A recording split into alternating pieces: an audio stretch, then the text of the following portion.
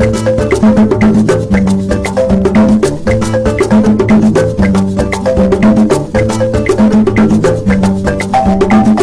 rester informé tout au long de la journée, écoutez Radio Omega. Radio Omega. 103.9 Ouaga, 104.7 au Bout-du-Lasso.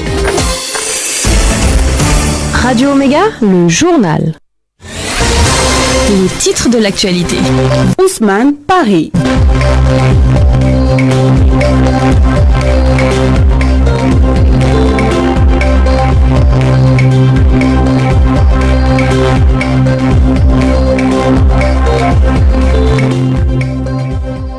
À la une de l'actualité ce vendredi, journée nationale du paysan, ouverture ce matin de la 21e édition sous le signe de la sécurité alimentaire dans un contexte d'insécurité. Témoignage dans ce journal des difficultés liées à l'alimentation à Arbinda, une zone en proie aux attaques terroristes. Et pour lutter justement contre l'insécurité grandissante, un réseau des jeunes du G5 Sahel est né. De ce réseau, nous parlerons en fin d'édition avec notre invité Moumouni Diala, président du réseau des jeunes du G5 Sahel.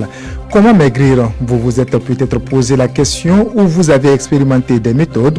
Dans un grand reportage, Lise Canuel s'est intéressée à ces produits amaigrissants et leurs conséquences sur la santé. Un extrait dans ce journal. À l'international au Soudan, tout comme en Algérie, la rue ne désemplit pas malgré le départ des dictateurs. Voilà donc pour les titres. Madame, Monsieur, bonjour et bienvenue.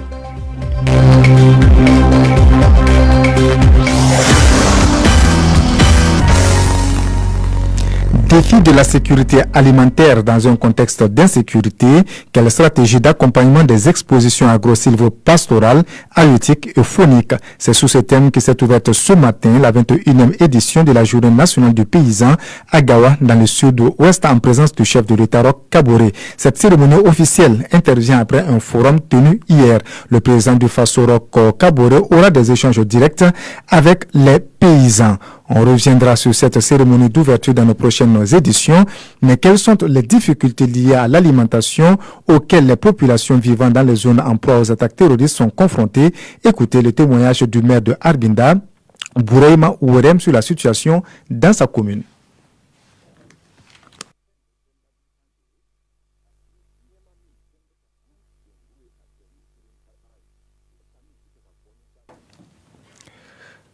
Des soucis techniques donc avec cet élément donc du maire de Arbinda, Bouraima Ouerem.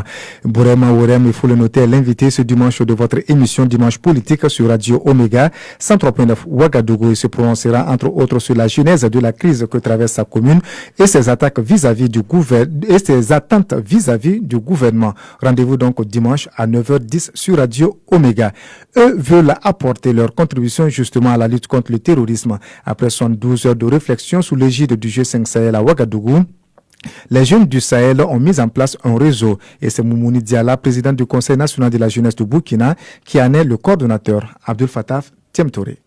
S'unir pour jouer pleinement son rôle, la jeunesse du G5 Sahel à travers ses représentants a mis en place une organisation qui devrait mutualiser les contributions des jeunes à la lutte contre l'insécurité dans le Sahel. Mais pour cela, leur voix doit être entendue et prise en compte, d'où la stratégie élaborée durant ces 3 jours. Moumouni Diala, nouveau coordonnateur des conseils nationaux de jeunesse du G5 Sahel. C'est surtout l'engagement citoyen et la représentativité de la jeunesse. Aujourd'hui, pour prendre des décisions justes qui non seulement tient compte de la réalité de la jeunesse, il faut que la jeunesse soit représentée à ces instances de prise de décision pour pouvoir porter la volonté de la jeunesse. Donc c'est pour cela qu'il y a eu la stratégie intégrée qui a orienté l'élaboration d'un plan d'action qui va gouverner l'ensemble de nos actions durant ce mandat-là. Un plan qui s'articule autour de 5 axes: la recherche de la paix, l'emploi des jeunes, la formation, la santé sexuelle et reproductive et l'engagement citoyen. Le secrétaire permanent du G5 Sahel, Maman Sidikou, promet que ces conclusions seront prises en compte au plus haut niveau. En ce qui nous concerne, nos secrétaires permanents, évidemment, nous serons à leur côté, mais nous ferons en sorte aussi que les textes dont ils sont dotés soient validés au niveau politique assez rapidement et portés à la connaissance de nos chefs d'État qui nous ont donné mandat d'organiser les jeunes du G5 Sahel en réseau. Avant les jeunes, nous avons eu aussi la plateforme des femmes. Le nouveau bureau mis en place compte 6 membres. Il est élu pour 1 an. Le nouveau coordonnateur des organisations de jeunesse du G5 Sahel, Moumouni Diala, est notre invité du jour. En fin d'édition, il se prononcera sur la place de la jeunesse dans la recherche de la paix et le développement dans l'espace du Sahel. Restons dans le même registre, tout comme ces jeunes. Les présidents d'Assemblée de l'Afrique francophone réfléchissent aussi sur la situation sécuritaire. Après le Togo en 2018, le Burkina accueille ce 26 avril la 11e édition la 11e conférence des présidents d'Assemblée et de sections d'Afrique francophone. Convaincus de leur force unie, 17 pays sont réunis pour discuter, entre autres, des questions sécuritaires au Sahel, notamment les défis du G5 Sahel, l'intégration régionale et l'identification des individus à l'état civil. Nous y reviendrons également dans nos prochaines éditions. Lutte contre le terrorisme et bonne gouvernance, on en parle toujours. On se rappelle, le président du Faso a reçu début avril le chef de file de l'opposition et la majorité présidentielle avec qui il s'était engagé à ouvrir un dialogue pour discuter des sujets comme la situation sécuritaire, le code électoral ou encore la gouvernance de façon plus globale. À la veille de cette rencontre initialement prévue se tenir les 27 et 28 avril, l'opposition trouve que le président du Faso ne joue pas franc jeu. Au cours d'une conférence de presse hier, elle dit n'avoir jusqu'à présent reçu aucune notification relative au déroulement de la rencontre. Marina Traoré. À 2 jours du dialogue politique, les choses ne se passent pas comme il faudrait. Selon Zéphirin Diabré, chef de file de l'opposition, ils ne connaissent ni le lieu de la rencontre, ni la façon dont les choses se dérouleront. La date initialement arrêtée, c'est celle du samedi et dimanche 27 et 28. Nous avons envoyé la liste des questions qui nous paraissent urgentes. Nous n'avons pas encore eu un retour. Nous avons aussi posé 2 préalables qui nous paraissent importants, qui doivent bien entendu être discutés, liés un peu au format du dialogue et aussi au comité de suivi pour sa mise en œuvre. Là aussi, nous sommes toujours en attente. On n'a pas été informés sur l'endroit ni l'heure. Alors, je ne veux pas. Zéphirin Diabré tire donc la conclusion que la majorité n'accorde pas assez d'importance à ce dialogue. Si à 48 heures donc, de l'événement, nous ne sommes pas encore fixés un peu sur cette modalité-là, ça veut dire que la majorité peut-être n'y accorde pas une importance à la hauteur de l'enjeu. Toutefois, l'opposition politique se dit disposée à participer à cette rencontre et reste dans l'attente d'éventuelles précisions sur la façon dont cela se fera. L'opposition s'est aussi prononcée sur les révélations du magazine Africa Intelligence, selon lesquelles le président Kaboré négocierait avec les terroristes. L'opposition politique demande au président du Faso de faire preuve de transparence sur cette question. Son leitmotiv depuis qu'il est au pouvoir, c'est de dire d'abord qu'il condamnait toute forme de négociation avec les terroristes, c'est de critiquer et d'accuser son prédécesseur de s'être livré à ce jeu-là, vrai ou faux, je ne sais pas. Mais ces 2 assertions-là font qu'on est quand même surpris de lire ce qu'on a lu. Donc nous souhaitons quand même que ce soit clarifié. Pour ce qui concerne les mouvements d'humeur que connaît le pays ces derniers temps, l'opposition appelle le gouvernement à dialoguer avec les syndicats et à respecter ses engagements. En bref, c'est aujourd'hui que s'achève la grève de 96 heures des avocats. Lancée lundi suite à un mouvement d'humeur des greffiers débuté vendredi et celui des GSP en cours depuis quelques mois, les avocats, dans une déclaration, disaient protester ainsi contre des dysfonctionnements de l'appareil judiciaire. L'arrêt de travail de 96 heures devrait être suivi d'une marche lundi, mais après l'adoption de 2 décrets, mercredi en Conseil des ministres, portant reclassement indiciaire du personnel de la garde de sécurité pénitentiaire et de celui du corps des greffiers, le bâtonnier de l'ordre des avocats, Maître Paulin Salambéré, a indiqué hier sur Radio Omega que la marche du lundi dépendra de l'impact des 2 décrets sur le mouvement d'humeur des GSP et greffiers. Je vous le disais en titre, nous parlons santé cet après-midi dans votre émission Les dossiers de la rédaction. Vous en êtes certainement témoin, vous l'avez peut-être testé. Comment perdre du poids? La question hante de plus en plus son nombre de personnes et les méthodes se multiplient, des bonnes et des pas bonnes. Élise Canuel s'est intéressée au sujet dans un grand reportage. Je vous propose un extrait. Perdre beaucoup de poids rapidement, après tout, c'est tentant d'essayer. En la matière, les publicités ne manquent pas à Ouaga sur la voie publique. Des pancartes donnent des numéros à contacter. Nous en composons un premier. Et là, surprise, en réponse à notre demande d'information, on nous parle avant tout argent. C'est 16 000. D'accord, mais comment ça marche? Qu'est-ce qu'il y a dedans? Il y a 28 sachets du thé dedans. Non, mais je veux dire, c'est des plantes, qu'est-ce que c'est? C'est un thé amaigrissant qui va vous permettre de perdre du poids. Avec un paquet, vous allez perdre de 3 à 5 kilos. Ok, mais c'est quelle plante en fait? Il faut savoir ce que je vais avaler. Voilà. Poursuivons notre quête de produits minceurs dans une officine, quelque part à Ouaga, enregistrement en micro caché. Ça, qu'est-ce que c'est? Ça va composer pour avaler. C'est à base de... C'est pas dangereux pour la santé? Non. C'est à base de plantes, c'est pas dangereux pour la santé. Là, c'est écrit que c'est pour les patients obèses ou avec surpoids. Oui. Je ne sais pas si c'est... Bon, mais si c'est pour vous, en tout cas, non. En quelques années, les salles de sport se sont multipliées à Ouaga. Certaines proposent des programmes de perte de poids. Ce coach sportif rencontre souvent des clients peu réalistes. Il y a des clients qui viennent, ils balancent comme ça, je veux perdre, en un mois, je peux perdre 10 kilos, 15 kilos. D'ici là, j'ai une robe que je veux porter. Je veux juste qu'à la fin du mois ou à la fin de ces 2 mois, j'arrive à rentrer dans ma robe. Et ma robe, il faut estimer que je dois perdre 15 kilos. Mais non, monsieur, non, madame, c'est pas possible. Gros point noir. Le responsable de cette salle nous dit qu'aucun certificat médical n'est requis pour s'inscrire.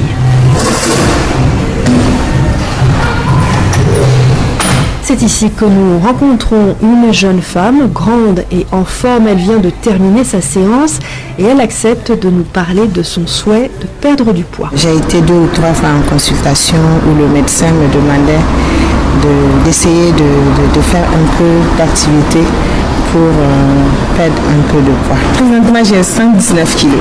Voilà, 1m60.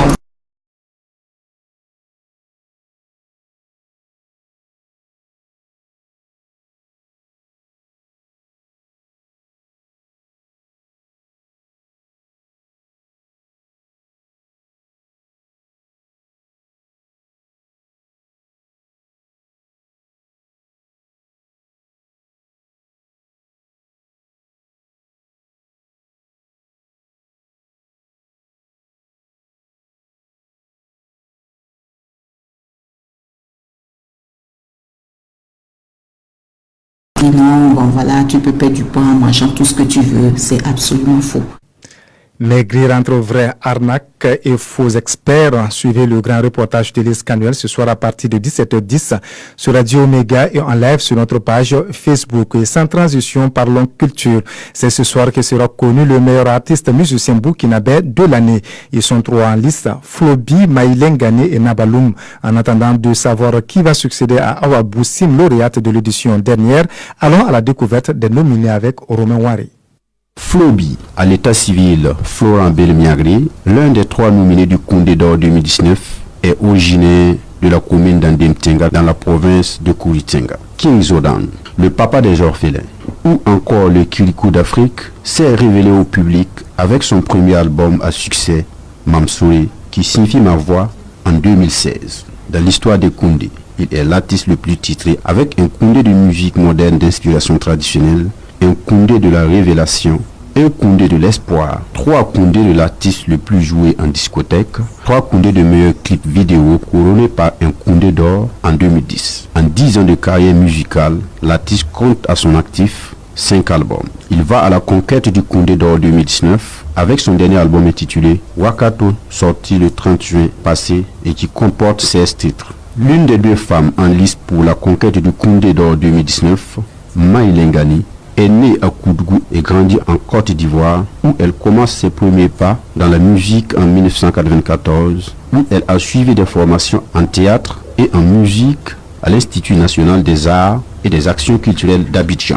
Elle évolue dans plusieurs groupes en tant que choriste, danseuse puis chanteuse. Elle entame une carrière internationale avec le groupe Burkina Electric.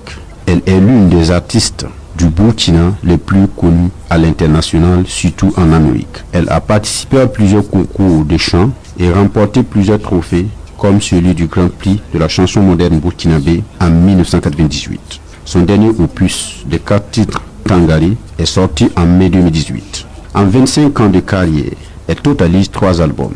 Aminata Nabaloum, dite Nabaloum, une autre artiste musicienne à la conquête du Koundé d'Or 2019, est née à Koumassi en Côte d'Ivoire, mais est restée attachée à ses racines Lauréate 2016 du programme de résidence visa pour la création de l'Institut français et Koundé de la Révélation en 2017, l'artiste a participé à plusieurs concours de chant. C'est d'ailleurs à travers l'un de ces concours qu'elle a été dénichée par son actuel producteur, en l'occurrence Alif Naba. Son premier album, ayant pour titre Saké, qui signifie accepter en langue mori, est sorti le 20 juillet 2018 à Ouagadougou.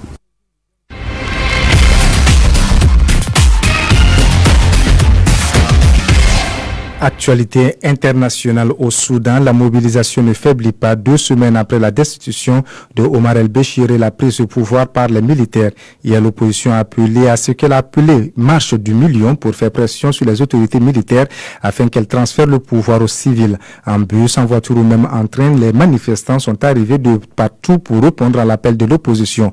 L'appel de l'opposition aura donc été très suivi malgré les engagements du Conseil militaire de satisfaire l'essentiel des demandes. Mi-avril, l'Union africaine avait donné un ultimatum de 15 jours au comité militaire de transition pour remettre le pouvoir aux civils sous peine d'une suspension de l'organisation continentale. Situation similaire en Algérie où les Algériens observent aujourd'hui le 10e vendredi de manifestation. Cette semaine a été marquée par l'arrestation de plusieurs hommes d'affaires. L'invité du jour. L'invité du jour. Créé seulement hier à Ouagadougou, le réseau des jeunes du G5 Sahel est dirigé par un Burkinabé. Il s'agit de Moumouni Diala, président du Conseil national de la jeunesse du Burkina, CNJ. Il est notre invité du jour, interrogé par Yacine Sanou. Il situe la place de la jeunesse dans la recherche de la paix et le développement dans l'espace du G5 Sahel. Bonjour Monsieur Diala. Bonjour. Dites-nous comment se porte aujourd'hui le CNJ au Burkina Faso. Le CNJ se porte un peu bien comparativement à sa situation du passé. Aujourd'hui, on peut dire que le CNJ est en train de redorer le blason, en train de regagner sa forme en tant que structure fêtière, parce que c'était le premier problème qui était là. Et deuxièmement, le CNJ est en train aujourd'hui de s'inscrire réellement comme une fêtière qui travaille dans la volonté et surtout qui travaille à la promotion de la jeunesse. Donc, de façon appréciable, on peut dire que le CNJ se porte bien. Parlant justement de dynamique et de fêtière de jeunesse, vous avez été porté à la tête du réseau des jeunes du G5 Sahel, un réseau donc qui a vu le jour cette semaine au Burkina Faso. Parlez-nous un peu de cette organisation de jeunesse là sous-régionale. Il faut dire que les conseils nationaux de jeunesse sont des fêtières qui regroupent l'ensemble des structures de jeunesse et qui s'inscrivent dans une dynamique d'accompagner tout ce qui est politique de développement. Et d'ailleurs, c'est une volonté des chefs d'État de créer ces conseils nationaux de jeunesse dans tous les pays africains. Donc, la dynamique de G5 Sahel étant une dynamique, une volonté de nos États qui a voulu qu'il y ait une synergie d'action entre les 5 pays du Sahel pour faire face aux questions et aux problèmes du moment, qui est la sécurité, les problèmes de jeunesse, les problèmes de développement durable, a obligé le G5 Sahel à voir comment est-ce qu'on peut impliquer la jeunesse dans cette dynamique. Que la jeunesse soit acteur et propriétaire de toute la dynamique qui sera déclenchée. C'est dans ce sens que la conférence des ministres du G5 Sahel a demandé à ce qu'on crée la coordination des conseils nationaux de jeunesse qui va regrouper l'ensemble des conseils nationaux de jeunesse par la forte diplomatie de notre pays, le Burkina Faso, et surtout le dynamisme de la jeunesse du Burkina Faso. Ils ont voulu que je porte cette responsabilité, que ma modeste personne, mais surtout le pays soit honoré en portant cette responsabilité. Nous pensons que c'est un honneur non seulement pour l'ensemble de la jeunesse, mais surtout pour le pays. Le souci aujourd'hui, c'est qu'on puisse travailler dans une dynamique quand même à honorer le pays dans les actions. On puisse travailler à être à la hauteur de la mission qui nous attend. Et ça, on ne peut pas le faire sans l'engagement de toute la jeunesse, sans l'engagement et l'accompagnement de toutes les personnes du Burkina Faso en particulier, mais surtout de l'espace G5 Sahel. Parlant justement d'action, quels sont les axes prioritaires de votre mandat qui va durer 1 an? Je dédie ce mandat à l'ensemble de la jeunesse, surtout burkinabé, parce que c'est leur volonté, dans un premier temps, de travailler au retour à la paix, la sécurité et le vivre ensemble. C'est une préoccupation majeure de l'ensemble des jeunes. On a besoin d'un pays de paix et de vivre ensemble pour pouvoir mener nos activités. Donc c'est une priorité pour nous de nous engager, de mettre tout ce que nous avons comme potentiel sur les questions de vivre ensemble, de paix et de sécurité. La deuxième priorité, c'est de voir comment est-ce que on va s'attaquer de façon sérieuse à la question de l'emploi des jeunes. Parce que quand vous regardez aujourd'hui, le problème de la sécurité, c'est du fait que le niveau de vulnérabilité de la jeunesse est élevé. Donc,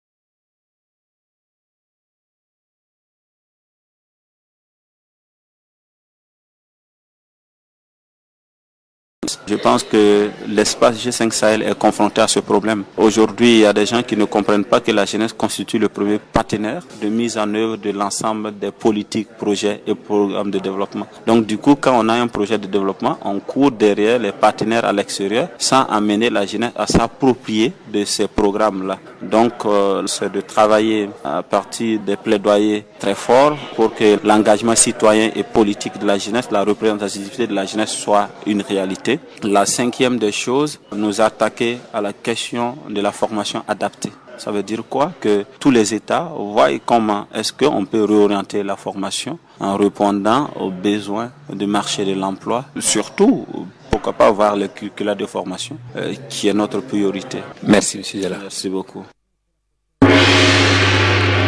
C'était l'invité de la rédaction. Fin de cette édition mise en onde par Adama Konaté.